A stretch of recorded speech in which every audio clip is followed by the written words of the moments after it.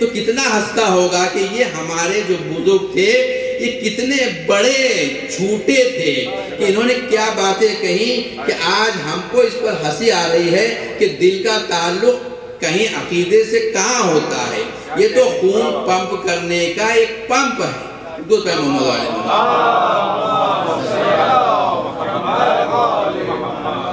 رسول اللہ غار حرا میں تشریف فرما تھے، سو رہے تھے. سیدھی جانب مولا علی سو رہے تھے، بائیں جانب جعفر طیار سو رہے تھے. جبرائیل امین اور میکائیل تشریف لائے. رسول اللہ نے خواب دیکھا کہ یہ آئے ہوئے ہیں، اور رسول اللہ نے خواب میں دیکھا، آنکھیں کھول دی اور دیکھا کہ جبرائیل سرانے کھڑے ہیں، میکائیل بائیں کھڑے ہیں، اور میکائیل حضرت جبرائیل سے پوچھ رہے ہیں کہ ہم یہ پیغام کس کے لیے لے کے آئے؟ تو جبرائیل فرما رہے ہیں ان کے لیے جو درمیان میں سو رہے ہیں. اور اس کے بعد وہ دیبا کے کپڑے پر آیتیں لکھی ہوئی تھیں، رسول اللہ کو دی گئی. رسول اللہ نے اس کی قرأت فرمائی، اور پہلا ہی جو پیغام آیا دو میں آپ کی خدمت عرض کروں.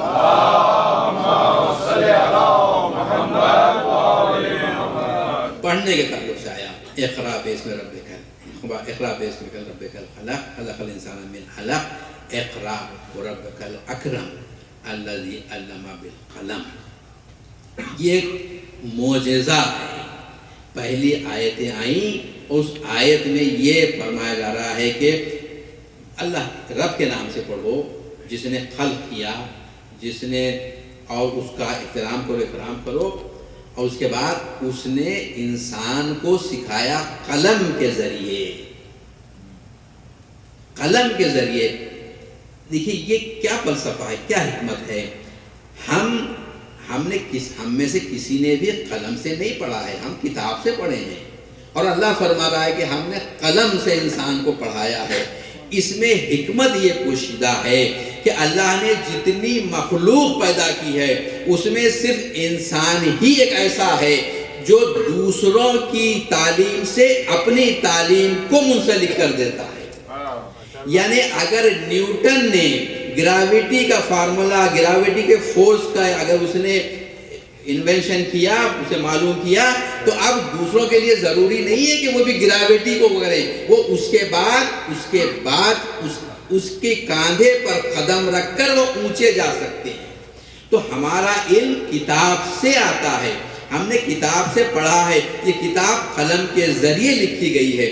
اس رائٹر نے قلم سے اپنا علم محفوظ کر دیا تھا.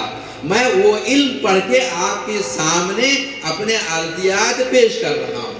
مجھے ابتدا سے پڑھنے کی ضرورت نہیں ہے.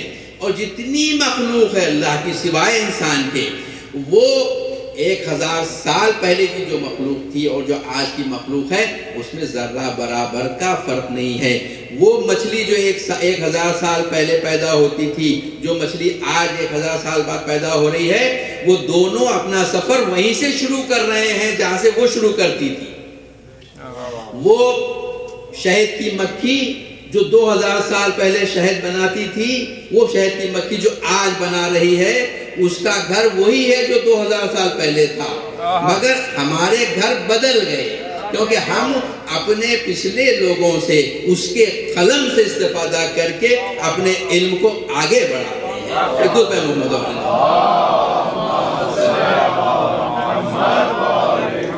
تو یہ پہلی آیت آئی، علم الانسان بالقلم، علم الانسان ما لم یعلم. اللہ نے اسے وہ علم دیا جو وہ نہیں جانتا تھا.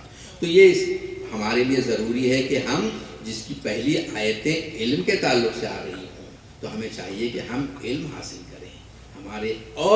ہمارے امام کے لیے سب سے بڑا یہی کہا گیا کہ یہ شہر علم کا دروازہ ہے، اور سب سے بڑے رسول کے لیے کہا گیا کہ یہ شہر علم ہے. یعنی رسول اللہ نے بتایا کہ اگر میرا علم حاصل کرنا ہو تو اس راستے سے آنا، دیواروں سے نہ آنا، چھت سے نہ آنا. ہمارے سید طیب جزائری اللہ ان کے عمر دراز کرے، وہ فرماتے تھے کہ اگر دروازہ بند بھی ہو، دروازے کے سامنے آدھی رات کو بھی بیٹھ جاؤ تو کسی کو ڈاؤٹ نہیں ہوتا کہ یہ چور ہے. مگر اگر دروازے کے پیچھے، دیوار کے پیچھے صاحب خانہ بھی جا کے بیٹھے تو لوگوں کو ڈاؤٹ ہوتا ہے کہ یہ کون بیٹھا ہوا ہے. ایک دوست محمد والے بس یہ کہ مولا علی نے فرمایا کہ جب رسول اللہ کی ولادت ہوئی تو اسی وقت سے اللہ تعالیٰ نے اپنے وہ اس فرشتے کو جن کا اسم گرامی روح القدس ہے، جو سب سے بڑی عظیم اللہ کی مخلوق ہے، ان کو رسول اللہ کے ساتھ فرمایا تاکہ رسول اللہ کی حفاظت بھی ہو، رسول اللہ کی تربیت بھی ہو، رسول اللہ کی ہر ضروریات کو وہ تکمیل کرتا رہے۔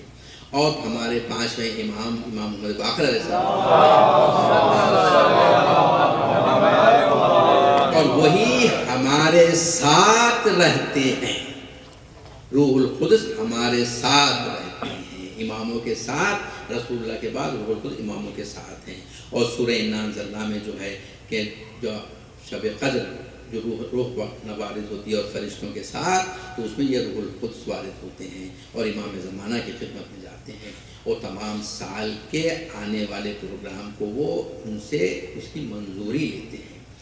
اور امام فرماتے ہیں، پانچ امام فرماتے ہیں کہ جبرائیل امین تو رسول اللہ کے سامنے ایک غلام کی طرح بیٹھا کرتے تھے، اور رسول اللہ پر جب روح القدس آتے تھے یا پھر کبھی اللہ تعالیٰ اپنی طرف سے ڈائریکٹ رسول اللہ پر جب وحی نازل فرماتا تھا تو رسول اللہ پر پسینہ جاری ہوتا تھا، تو رسول اللہ پر جب پسینہ جاری ہوتا تھا اور رسول اللہ پر خاص کیفیت طاری ہوتی تھی، وہ جبرائیل کے پیغام لانے کی نہیں، وہ اس وقت تھا جب اللہ تعالیٰ خود مستقیم رسول اللہ پر وحی نازل فرماتا تھا۔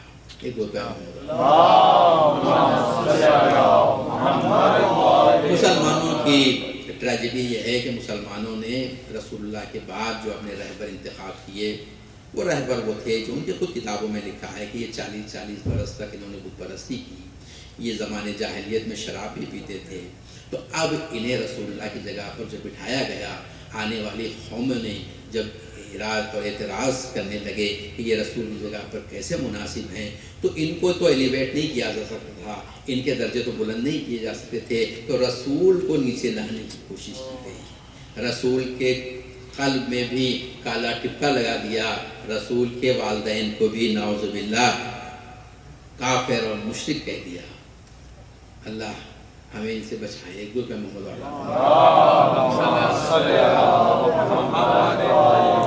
یہ میں نے اس لیے عرض کیا کہ یہ ہماری سب سے بڑی عیدوں میں سے عید ہے، بعثت ہی کی بنیاد پر غدیر ہے، بعثت ہی کی بنیاد پر ہمارے ائمہ اطہار علیہ السلام کی تمام ہدایت کا سلسلہ ہے۔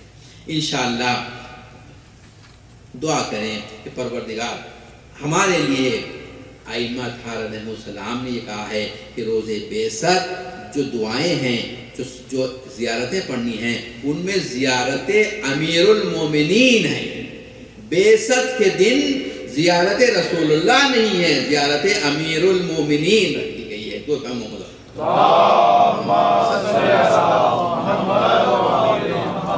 بس اب اس کے بعد اب میں آپ کی خدمت میں 28 رجب کے تعلق سے آپ کی خدمت میں معروضہ پیش کرنا چاہتا ہوں۔ 28 رجب کے تعلق سے جو چیز میں آپ کی خدمت پیش کرنے جا رہا ہوں، یہ میرے بزرگ مجھے معاف کریں، میں نوجوانوں کے لیے پیش کرنا چاہتا ہوں۔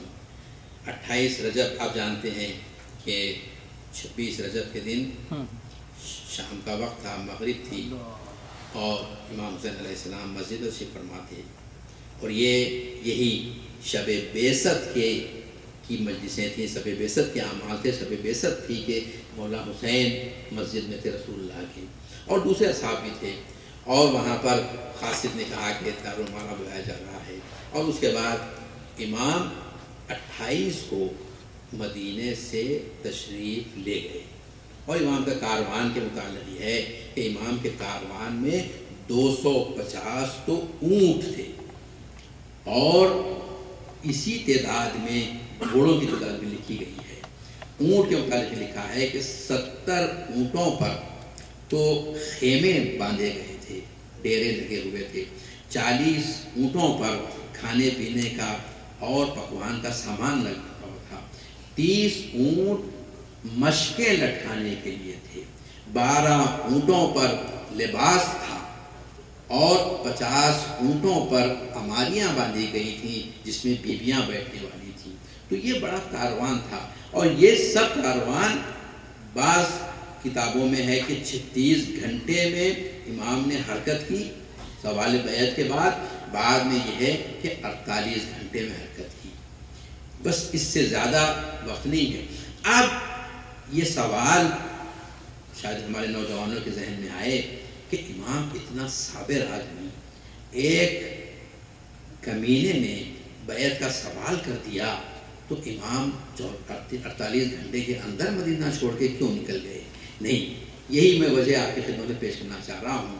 یہ بات اتنی سادی نہیں ہے کہ اس نے صرف بیعت کا سوال کیا اور امام سفر پر نکل گئے۔ اس سے پہلے جو واقعات ہو چکے ہیں ان واقعات کی بنیاد پر امام حسین علیہ السلام صرف اس بات کے منتظر تھے کہ معاویہ اس دنیا سے سفر کر جائے، کیونکہ معاویہ نے جو ظلم کیے ہیں اور جو جرائم کیے ہیں اس میں سب سے بڑا جرم معاویہ کا یہی ہے کہ معاویہ نے خلافت کو موروثی کر دیا۔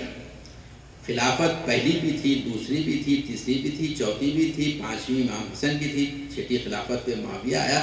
یہاں تک کہ جو خلافتیں آئیں یہ حق تھی یا ناحق تھی اس کی بحث نہیں، مگر کسی نے بھی اپنے بعد اپنا جانشین نہ اپنے خاندان والے کو بنایا، نہ اپنی اولاد کو بنایا، نہ کسی کو، بلکہ دوسرے کو بنایا۔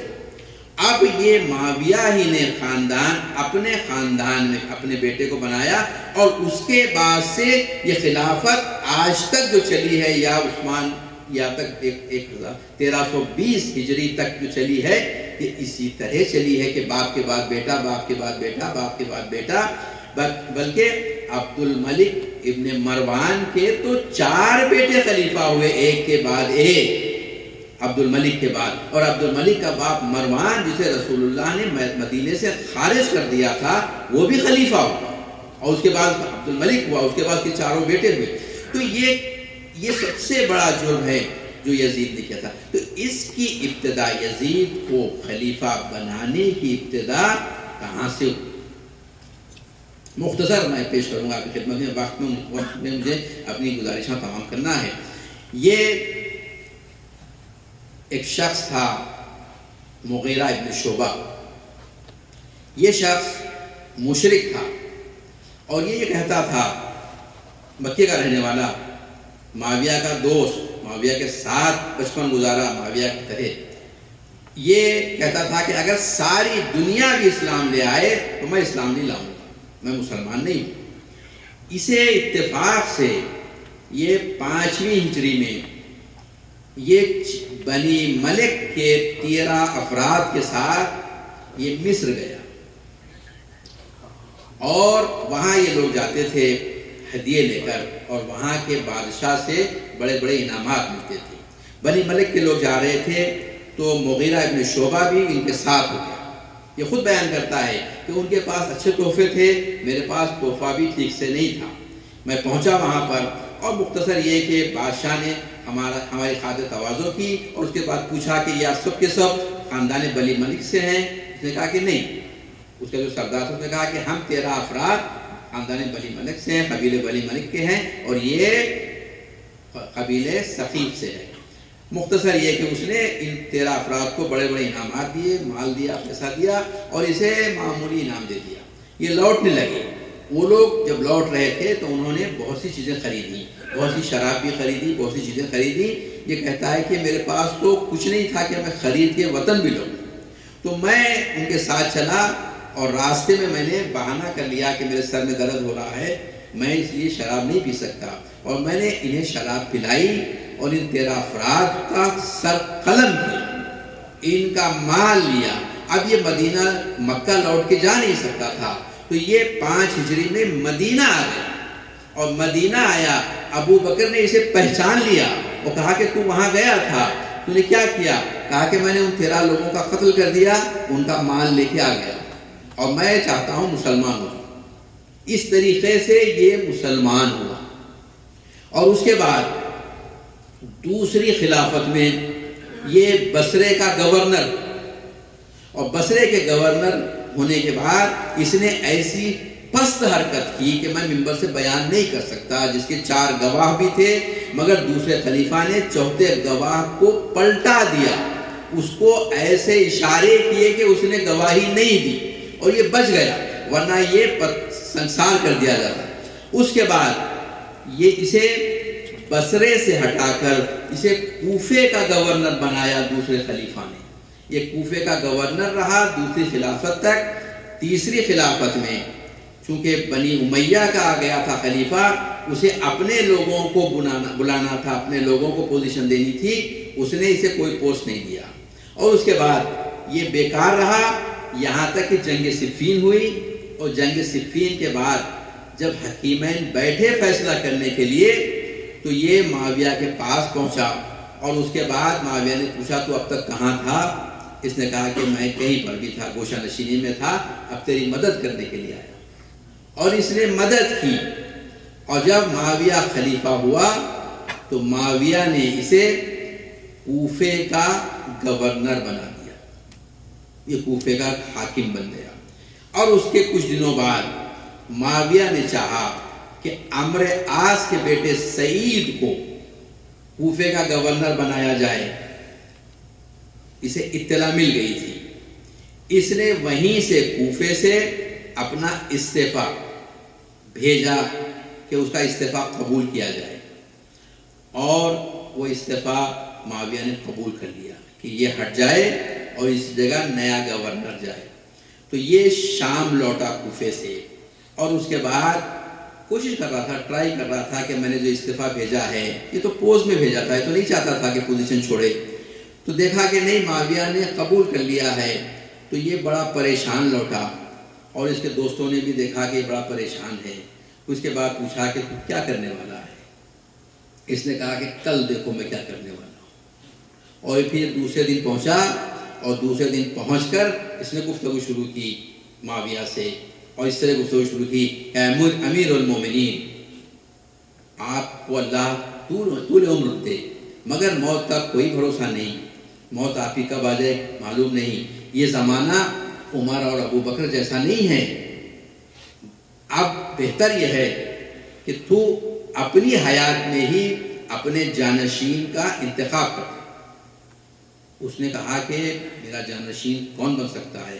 کہا تیرا بیٹا یزید۔ کہا میرا بیٹا یزید میری جگہ لے سکتا ہے؟ کہا ہاں، میں نے کوفے کے لوگوں میں یہ بات مشہور کر دی ہے، اور کوفے کے لوگوں میں اکثر اس کا تذکرہ کرتا رہتا ہوں۔ سمجھ گئے آپ؟ یہ اپنی گورنری کو واپس حاصل کرنے کے لیے اس نے جھوٹ یہ کہا، اور اس کی راڑ ٹپک گئی۔ اس نے کہا کہ میں تجھے جانتا ہوں، تو جو کام کرنا چاہتا ہے کر سکتا ہے، میں تیرا استعفیٰ واپس دے رہا ہوں، تو فوراً آج ہی کی رات کوفہ لوٹ جا۔ یہ کوفہ لوٹا، اور کوفہ پہنچنے کے بعد اسے اطمینان ہو گیا تھا کہ اب مجھے یہاں سے کوئی ہٹا نہیں سکتا، کیونکہ میں نے، اس کے دوستوں نے جب پوچھا کہ تو نے کیا کیا، کہا میں نے معاویہ کے سر کو اختلاف کی رکاب میں ایسے باندھ دیا ہے کہ اب قیامت تک خون بہے گا اور کوئی راستہ اس سے بچنے کا نہیں ہے۔